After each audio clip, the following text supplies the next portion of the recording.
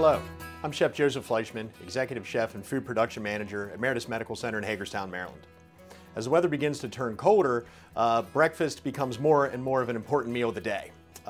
We've all heard of different types of pancakes, whether it be blueberry pancakes, chocolate chip pancakes. Well, today we're going to do a seasonal pancake, a pumpkin pancake. Let's begin.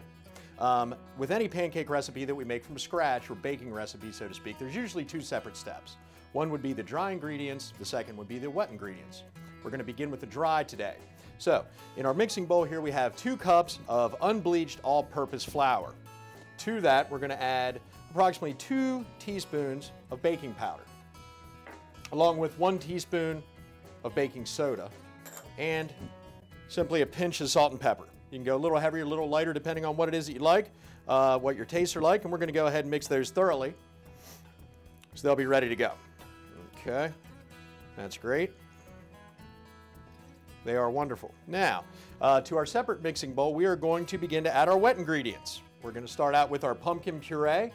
This is a canned puree. You could certainly use a roasted pumpkin, fresh pumpkin if you would like, but for our purposes and most people's purposes, it's just as easy to go ahead and use a canned product. And that's what we're going to do here today. Okay, there we go. To our pumpkin puree, we're going to add 1½ cups of fat-free milk. Again, you could use any kind of milk you like. We try to keep the calories and the fat down to a minimum, so we're going to use a reduced fat or a fat-free milk here today. We're going to mix this up. Begin slowly at first, obviously. You have a lot of liquid in here. You don't want it to slosh out all over the place. So we're going to begin to mix our pumpkin puree and our milk together. There we go. It's kind of going to get to a milkshake consistency, which is exactly what it is that we want. Okay, that looks great. To that, we're going to add our sweetener. Every pancake recipe normally has a small amount of sweetener in it. For this recipe, we have 3 tablespoons of light brown sugar.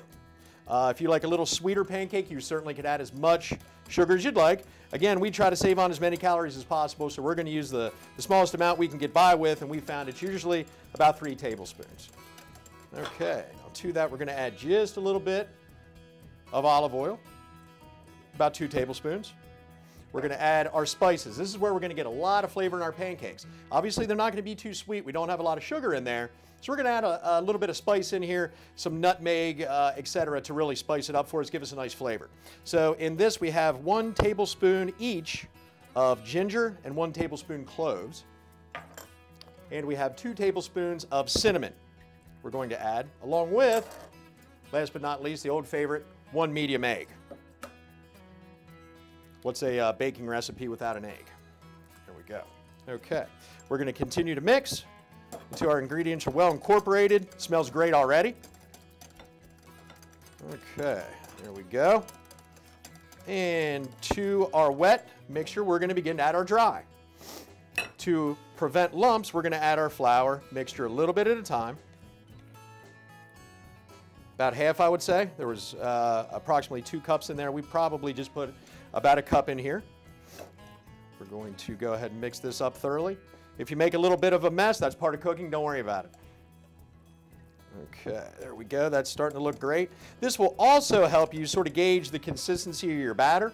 If you put everything in here all at once, sometimes you might have a little bit too much and your batter is going to be dry. We don't want that, so we're going to add a little bit at a time to make sure we have our measurements exactly correct. Okay. While we are mixing up our batter, I'm going to go ahead and turn on our burner here. We want a nice medium heat. I'm going to spray it just a little bit with some non-stick spray, some pan release. And we're also going to put just a little bit of extra virgin olive oil down there. Gives the pancake a nice flavor, and it will certainly help with the stick, or to prevent stick. Okay, there we go. We're going to move that down, and we're going to finish mixing up our batter here. Looking really nice. You want to make sure your batter is well incorporated, everything's mixed together really well, everything's happy in there. We don't want any lumps. We don't want to overmix. Overmixing will cause our batter to get very flat. We'll mix all the air out of it, which we don't want to do, and ultimately our pancakes are going to wind up very dense and very hard, which is something we do not want. Our pan is nice and heated. We are going to begin to do our pancakes. We're going to make sort of a silver dollar style pancake. We're not going to make them too big. This is about a 2-ounce ladle I have here. And we're going to put our pancake batter in here, and we're going to begin to cook our cakes. Okay, our pancake is doing well. In the meantime, as our pancakes continue to cook, we're going to make a little topping for our pancakes. We are going to do a cinnamon whipped cream.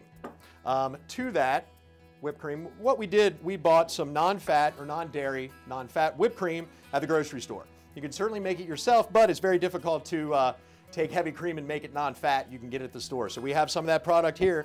To that, there's about 2 cups here. We're going to add just about a tablespoon of vanilla extract, and we're going to add a teaspoon of cinnamon. We're going to mix that thoroughly. Our pancakes are doing wonderfully over here. They smell great.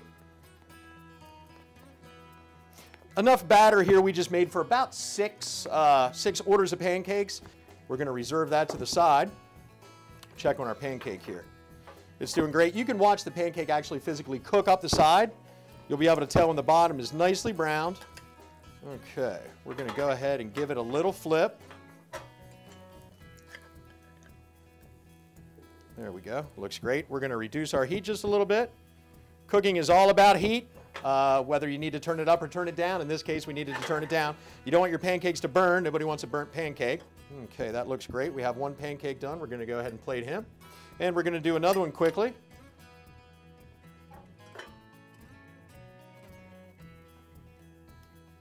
Okay, we have a nice sizzle with our pancake. A nice additive to these pancakes would be if you sauteed some apples and a little apple juice. A little bit of brown sugar would be fine and put on the top. This pancake looks great. He's ready to flip. We're going to go ahead and give him a quick flip there. There we go.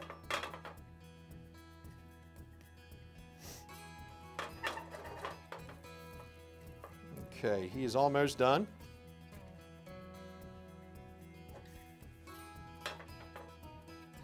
Again, 30 to 45 seconds per side. Okay, he's pretty much done. He'll finish on the plate. We'll go ahead and add him. We'll turn off our heat, and we will finish topping him with some of our whipped topping. There you have it. Harvest pumpkin pancake with cinnamon whipped cream. I'm Chef Joe Fleischman, Meredith Medical Center.